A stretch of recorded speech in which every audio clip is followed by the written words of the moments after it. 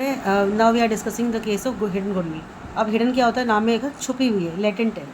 मतलब गुडविल तो होगी, जब भी कोई पार्टनर ज्वाइन करता है फर्म को तो यानी कि गुडविल तो बनी हुई है। अब उसे ट्रेस कैसे करेंगे, उसके क्या स्टेप्स हैं?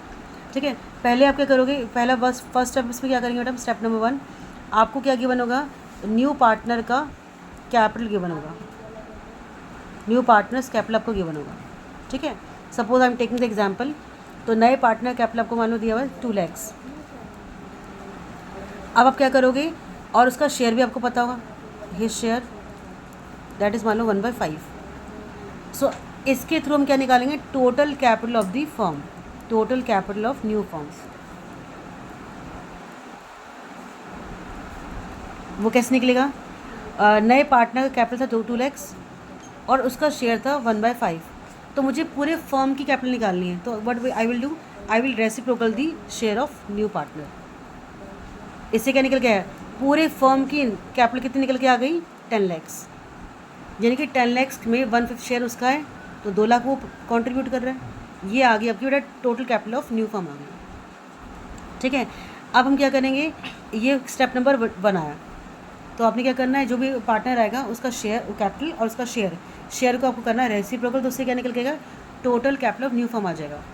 फिर हम निकालेंगे, तो again we will find the total capital of new firm, फिर से वही निकाल रहे हैं।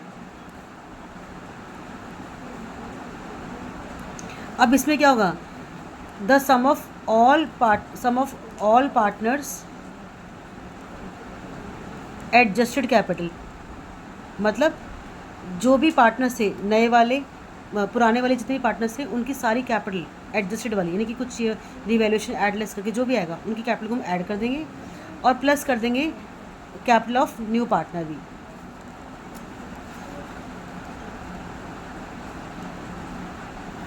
मान लो 2 पार्टनर्स, ये सी आया था और ए और बी का जो पुराने पार्टनर्स थे उनका जो एडजस्टेड कैपिटल है वो था 3 lakhs और ये था 2 lakhs। ठीक है, कितना हो गया हमारा, 5 lakhs हो गया, और सी का कैपिटल कितना हो गया हमारा, 3 lakhs। अमाउंट बड़ा लेना चाहिए, कितना आ गया इसमें बेटा,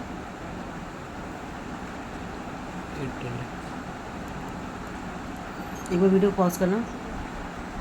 हाँ, तो अब हमने क्या किया, जो पुराने पार्टनर्स थे उनकी कैपिटल थी 3 लाख और 2 लाख, सारी एडजस्टमेंट करने के बाद, और नए पार्टनर की कैपिटल भी मैंने ऐड करनी, that is I think 2 lakhs ना हमारी पुराने नए वाले की, तो कितना आ गया, 7 lakhs आ गया। अब कंपेयर करो, ये भी कैपिटल है नई फर्म की और ये भी कैपिटल नई फर्म की, डिफरेंस दिख रहा है आपको, ये डिफरेंस ही क्या है, गुडविल है। यानी कि एक्चुअल आपके पास 7 lakhs बन रहा था हिसाब, लेकिन आप उससे कितना मंगा रहे हो, उसके अकॉर्डिंग 10 lakhs का बन गया फॉर्म, तो ये 3 लाख का गैप क्यों है, that is your hidden goodwill.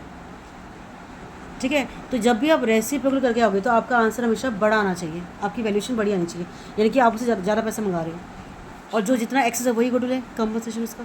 So what is third step क्या बेटा, you will compare these 2 steps all together. तो कंपेयर करोगे तो TC1 बड़ा होना चाहिए हमेशा TC2 से।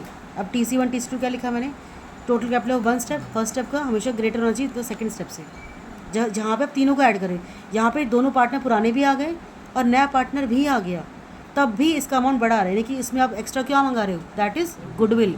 तो what is the value of goodwill, तो value of goodwill of the firm कितनी आ गई, 3 लाख। हाँ, तो TC1 में से TC2 माइनस कर दोगे आप, तो 10 लाख में से हमने 3 लाख माइनस 7 लाख माइनस कर दिया, तो कितना आ गया बेटा, 3 lakhs आ गया। ये आ गई पूरी फर्म की गुडविल।